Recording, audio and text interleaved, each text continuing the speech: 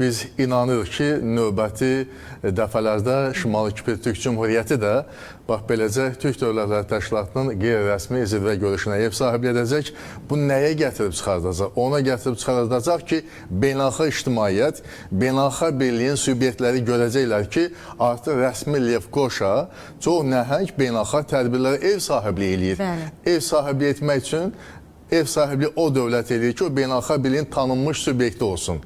Deməli, belə addımların atılması Şimali Kipr Türk Cümhuriyyətinin beynəlxalq aləmdə tanınması imkanlarını genişləndirir. Xüsusilə də Türk Dövlətləri Təşkilatına üzv olan dövlətlərin bu istiqamətdə həlledici addımlar atmasını şərtləndirir.